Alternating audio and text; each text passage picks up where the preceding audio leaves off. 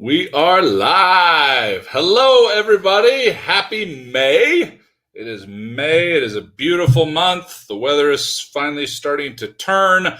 So excited to be with you here today for Disrupt Your Week. My name is Paul Blanchard, president of Habit Finder. We are broadcasting on Facebook, on YouTube, and on Clubhouse. We've got the trifecta going on. I'm feeling pretty awesome today, so hope you are excited to be here. We're going to be talking about some really cool things. Those of you who have never seen this before, stick around. This is a great opportunity to focus on disruption, which is my favorite thing to do, is to shake the snow globe, to not spend time as an expert trying to get you to think what I think. I don't want you to think what I think. I want you to stop thinking what you're thinking, at least in the ways that are holding you back, and want to stay focused on being able to challenge concepts. Because one thing that we know in bringing math and science along with intuitive practices that allow us to find the human element, allow us to find the intuitive power of metacognition and what we're here to do, is that 95% of your brain is developed by the time you're 6 years old. 95% of your brain is developed by the time you're 6 years old, which means that by the time you're 6 years old, the greatest asset you can learn is to unlearn at this point. That's pretty awesome to be able to realize and be able to understand that in terms of what we want to learn, how we want to grow, what we want to do, being able to realize that our brain is completely built on patterns, and it can only predict future patterns based on past patterns that it's experienced. And by 6 years old, it's already developed 95% of the patterns that it's going to predict the rest of your life with. And so that is why I believe in disruption. That is why I'm such a massive fan of looking at things from so many different angles, from realizing that life is one massive aggregate experiment to be able to challenge and tweak and look at things differently. And we have the ability, our human brains are incredible because they don't just think about things, they can think about what they're thinking about. And they can think about why they're thinking about that and why they're thinking about that. And it goes on forever. It's unbelievable. The incredible tool that we've got between our ears, the amazing power to be able to examine our lives, to disrupt our patterns, to be able to have some things that are set, that are there to make life a little simpler, but they're also there to get in our way when it comes time to grow and become better. We're just one giant ball of contradiction, okay? We're one giant ball of hypocrisy, but it's very much a part of the human experience, okay? Now, today, I want to talk about something that has been on my mind for the last couple of weeks for obvious reasons, and I will share those obvious reasons with you now. About 2 weeks ago, I herniated a disc in my lower back. It's not my first rodeo. I've had disc issues for quite some time. Was a competitive powerlifter for a number of years. Degenerative disc disease runs in my family, and I've always been very active, and also for a lot of my life I've always been a very large human being. Okay, I know you can't tell on Facebook or on YouTube. You definitely can't tell on Clubhouse. But I'm about 6'5" and about 325 pounds. And I like to move. I like to do handstands. I like to do pull-ups, which is rare for a guy my size. I like to play basketball. I like to do crazy things, jump off high stuff, adrenaline, all kinds of things. And it's certainly taken its toll. Now, I hadn't injured my lower back significantly for a couple of years. Been taking really good care of myself with mobility training. I had a couple of tweaks here and there, but no major injuries until 2 weeks ago, when I had just pushed myself too far for a number of consecutive days and got to the point, looking back, where I could have sneezed and blown my back out. It was in a pretty vulnerable state after playing basketball for a few hours, then going into the gym and lifting upper body, and then coming back to the gym the next day for plyometrics and cardio, and then coming back to the gym the next day for lower body. And it was that third day that did me in. It didn't feel like much when it happened. For those of you who have ever thrown their back out, it's not always an instant firecracker in the discs in the moment, especially if you've got a strong infrastructure that I've worked very hard on in my core and my lower back. It wasn't until I went to get up from my chair, this one right here, later that day, that I couldn't walk. I couldn't stand up straight. I had what they call a lys, where I was tilted. My pelvis was completely cranked over to the side, like violently to the side, because I couldn't straighten my spine because of the disc that was bulging out. The only thing I had going for me is I've got a very large spinal column, apparently, a lot of space in there. So I don't suffer a lot of sciatica, which I'm incredibly fortunate for, because a lot of people that have disc issues have those searing, surging pain down their leg. I just have a lot of acute pain and difficulty being able to stand or walk.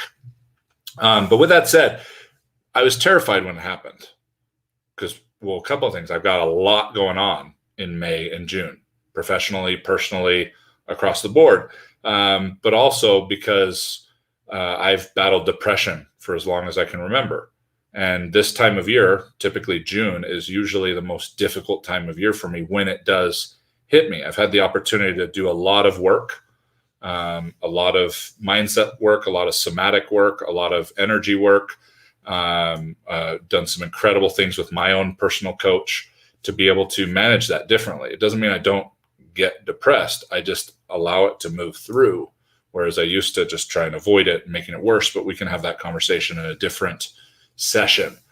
But I was terrified because, as active as I am, and cornerstone for me being getting up early and going to the gym, I was terrified as soon as I realized, like, wow, this is a serious one. This is not just a back tweak that I need to work on and hopefully just do some ice and whatever, and I'll be fine in a couple of days.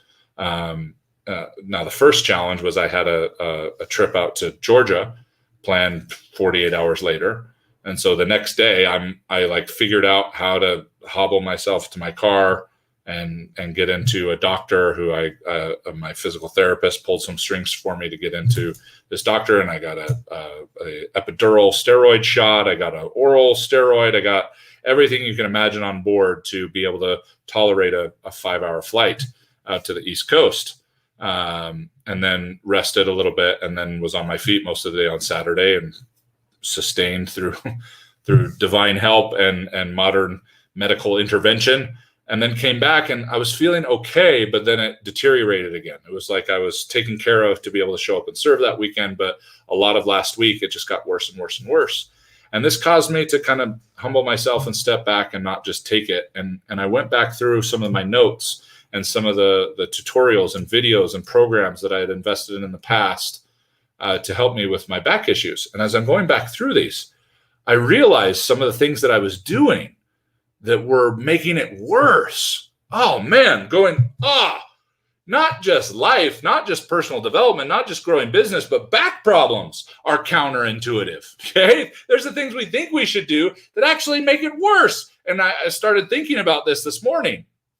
Went on a hike this morning with my dog, which sounds weird for someone in the kind of pain and challenges that I've got, but I'll explain why, and I'll explain what it did for me. But as I was looking at, and I went back and kind of found the 3 cardinal rules to repairing and healing a bulging disc, I just started looking at it. I was like, oh my gosh, this is exactly the kind of things that we're going to want to remember in our lives. This is exactly the kind of things we're going to want to remember in our day-to-day lives, symbolically, philosophically, that are going to allow us to be even more successful. And those of you who follow me know that when we say success, we don't just mean the bank account. We certainly mean your bank account. We're not one of those just serve and whatever and money doesn't matter. That's crap. That's total BS. Money totally matters. Okay? Well, Mother Teresa just served. Yeah, and she was all about the money. She raised over $100 million to do what she did. Otherwise, we'd have no idea who she is. So, sorry to remove some people's Mother Teresa excuse. But we serve, and we are very intentional about money. We're intentional about recognition. We're intentional about all these things because they all impact us. Some of us have gotten over dependent on recognition and money. And so that makes an excuse for the other population that creates a resistance to it. But it's still an impact. We're all driven and affected by money and recognition, fear, needing to impress, pretend, and shame and guilt.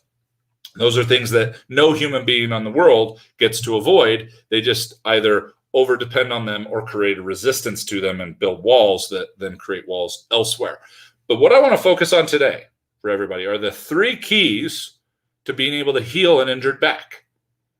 And I want to present them to you in a way as the 3 keys to find massive success and fulfillment in your life, to be able to sustain a trajectory of improvement, of growth, of challenges, of obstacles, of fulfillment and peace, and all of the above.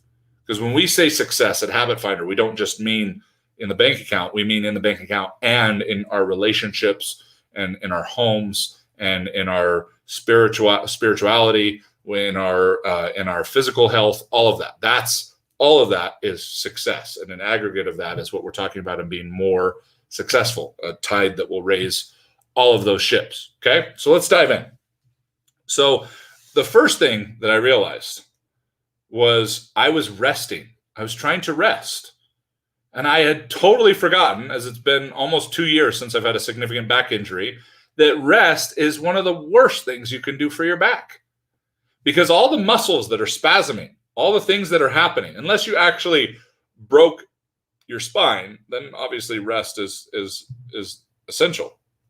But in terms of a bulging disc, rest is not a good idea, because rest can tighten the muscles that create the dysfunction, and like the lists I was experiencing, all these different things. Okay, so that was interesting to me, and we've talked about that in here in Disrupt Your Week before. That there's a lot of people frustrated or challenged from burnout, and we had an incredible session, I think a month or 2 ago, about how rest does not prevent burnout, and I was like, wow. Rest doesn't prevent burnout. Rest doesn't heal your back. Rest needs to happen. It's not about having no rest. But oftentimes when we get injured in life, or we get injured in our back, as I'm experiencing, or injured in any way, our instinct is to rest. Someone injured us in a relationship. We want to withdraw and rest. Some thing we were pursuing didn't happen, and we got injured from expectation. So we want to withdraw and rest. And it was just like, oh my gosh, resting makes it worse. Excessive rest.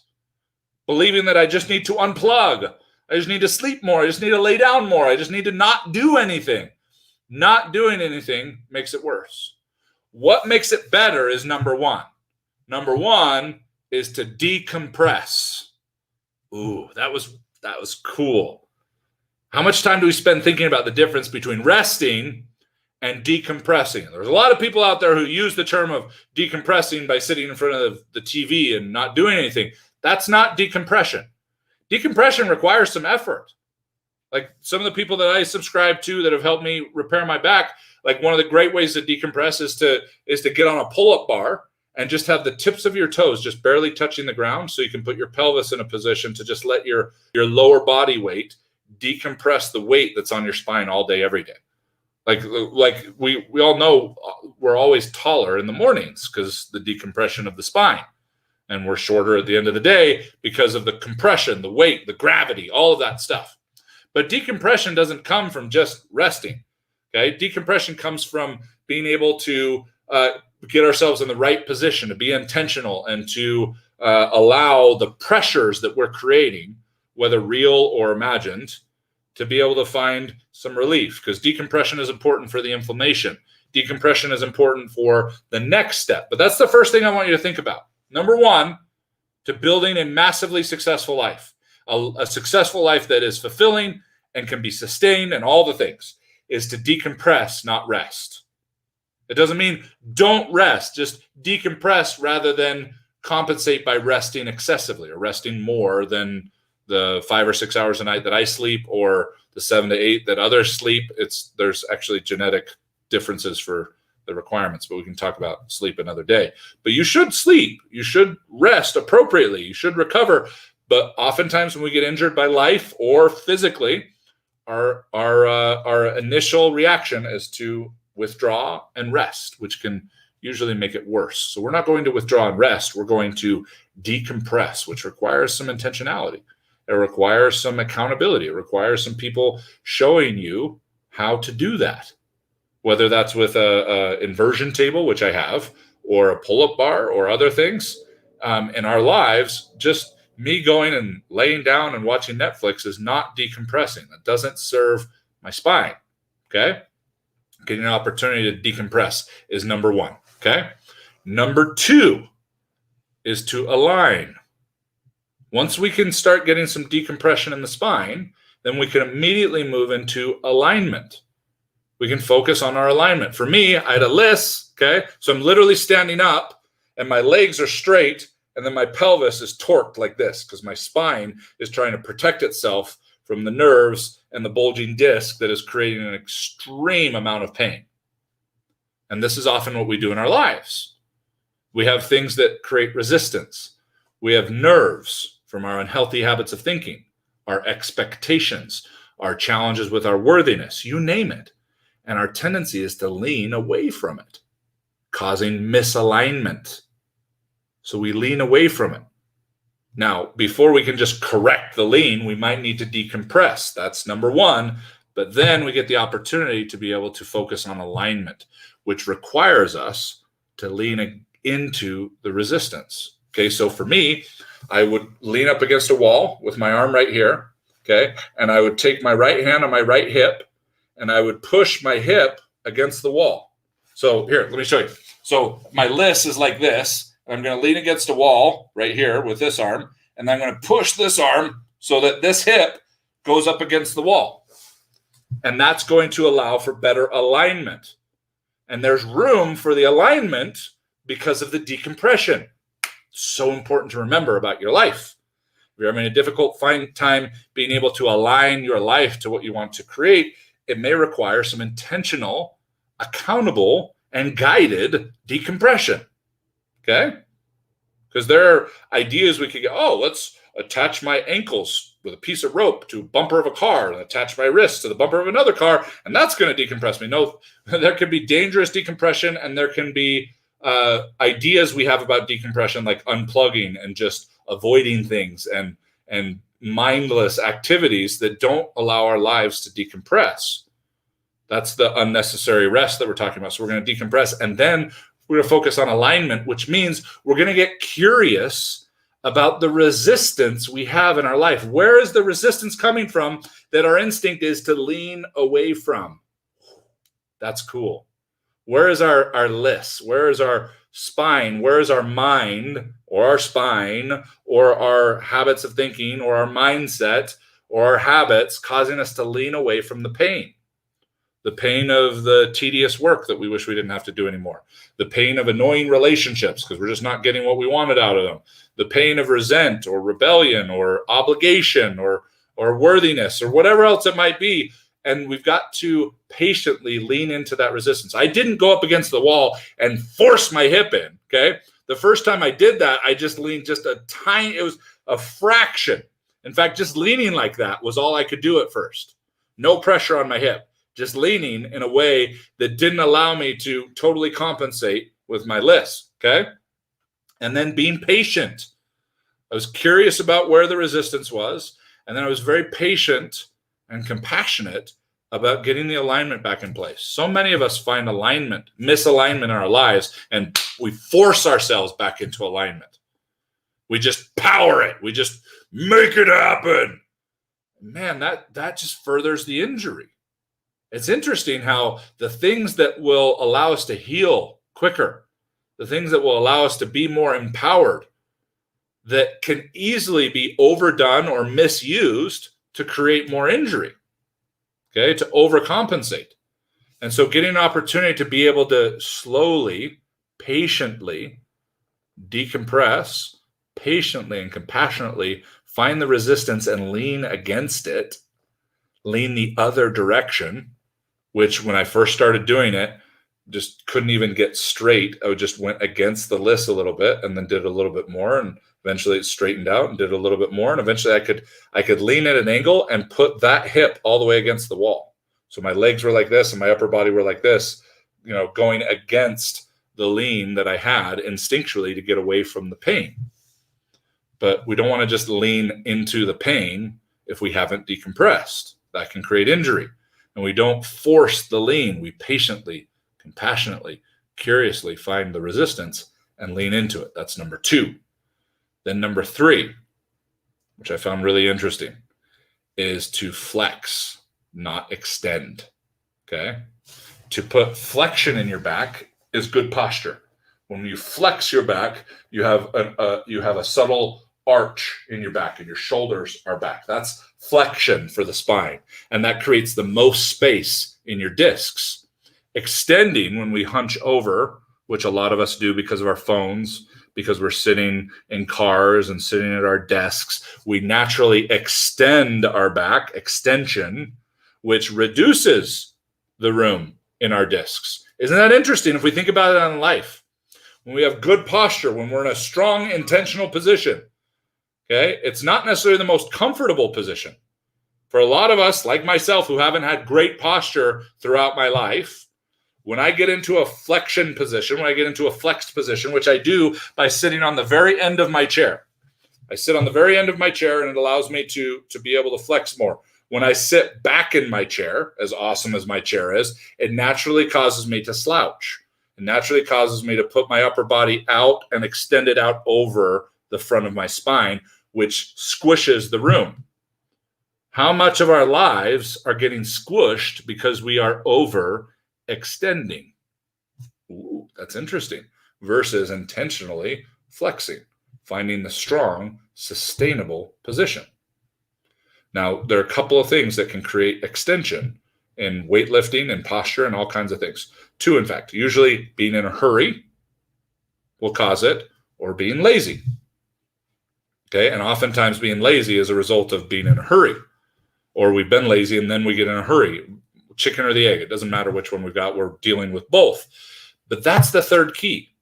When we found a way to intentionally decompress, we start curiously, compassionately, and patiently looking for the resistance so we can lean against it to create alignment. And I learned from my physical therapist that you actually overextend. You overextend against the resistance to get it to settle in alignment. Like if you bend a bar this way, you can't just bend it back. You've got to overextend it, overbend it to get it to settle into alignment. So oftentimes when we've been leaning against what's painful, leaning against what we perceive as pain and frustration and lack of desire or expectation or whatever it might be, that's why we want to be patient and compassionate with ourselves as we lean against it and realize that we're likely going to overextend a little bit to be able to find the flexibility and the alignment in the middle. And now we focus on our posture. We focus on our intentionality, not overextending and not trying to be comfortable, because those two things put our back in a vulnerable position.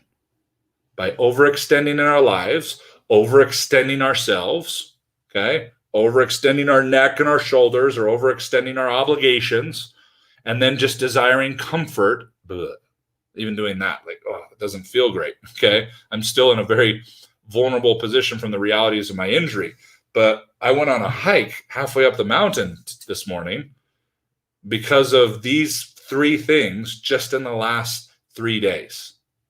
Like I'm sitting here feeling like I'm going backwards all last week, like my back is getting worse, so I'm resting more. I'm not decompressing. I'm icing the living daylights out of it, which is not a bad thing to do, okay? But then when I remembered, wow, rest makes it worse, okay? Certain stretching when we're twisting, okay? When we're twisting and we're pulling on the wrong muscles, which are usually counterintuitive. Oftentimes when someone hurts their back, they think they need to work on their back, when usually it's their piriformis and it's their hip flexors and it's their other muscles in their core that are creating the problems, not the back. The back just feels spasm and fatigue because it's overcompensating for that stuff. Isn't that interesting that in our lives, it's rarely what we think it is. It's usually counterintuitive that actually allows us to improve, allows us to be able to become better. So this is what I was thinking about this morning as I was walking off the mountain, is what if each of us woke up every morning remembering to have an appropriate amount of decompression, because that's number one. Did we decompress from the day before? Sometimes that's decompressing the emotional debt that most of us carry into day after day after day. We feel like we owe people. We feel like we didn't do our best. We feel like we didn't make enough calls, and so now today isn't just about being our best. It's about being our best and making up for the day before or the week before that. That's an impossible debt to carry, and it's exhausting. So some of it's going to be emotional decompression, some of it's going to be physical decompression, some of it's going to be logical decompression. So that then we can be more curious, compassionate, patient about finding the resistance and leaning against it, not powering against it, leaning against it to find better alignment in our lives, and then remembering to flex rather than extend, to be intentional, good posture, to stand firm rather than to overextend, get in a hurry, or just desire life to just be easy and comfortable. Those things put us in poor positions to win, poor positions to be supported by this incredible infrastructure of our body that we have. And then we also put in a position to be able to heal itself better. Because I wasn't about to go back and get more injections or get stronger pills or anything like that. Because in most cases, I'm not saying in all, okay, I'm not some fanatic that no matter what your back injury is, you should never consider surgery, you should never get injections. No, I've built a healthy prejudice against some of those things, but I've still done them when necessary. But when we find our decompression, we find our alignment, and we find our posture, we find the flexion, not the extension, which is true of almost every joint and every element of the body, we put ourselves in the best possible position to heal as quickly as possible. We put ourselves in the best possible position then as we get healed, because some of us have some deep injuries emotionally, physically, logically, to be able to decompress, align, and flex. And as we do that, then we're in the best possible position to win. And when we're winning and we're playing at the top of our game, we might get injured physically, emotionally, logically. In fact, it's inevitable on some level. And we're going to remember to not withdraw and rest, but to decompress, okay? To not fight it or totally avoid things, but to lean compassionately, curiously, and patiently into the resistance. And then to make sure that we've got the flexion, the posture, the intentionality to be able to put ourselves in the best possible position to win again. That's what I wanted to share with you today. It's been so fun to have this arena. It's been challenging. It's been difficult. Okay. Injuries are never easy, whether they are physical, emotional, or logical injuries. They're never easy, but it's been really fun as I've gotten back into what helped me in the past and realizing that it's also helped me in way more ways than just my lower back. And I was so excited to get on here and share that with all of you today. So I hope that is helpful to you. I hope that gives you a new perspective, because disruption isn't something that we just do. It's not an event. It is a daily commitment to looking at things differently. It didn't take that long for me to totally forget all the things that helped me in the past when I had a major injury to my back. But not only that, but I'm looking back at all the tweaks and all the challenges in between the one major injury to another, about a 2-year span, and how much more prepared I could have been for this. Don't wait until the major injury to start decompressing, aligning, and flexing in your life. Thanks for listening today. Thanks for being here. Okay. Love you all. Raul, good to see you, buddy. And everyone else that's been here and commenting. So good to see familiar faces, people that I love and appreciate, who I can't wait to see in person again, who I've gotten to see in person again recently, and everything else. So thanks for listening. Hope this helps. Hope this serves you. If it disrupts, fantastic. If it helps you have the courage to look at things a little bit differently, that's what we're doing in this game that is life. It is one big game. And we want to play games intentionally.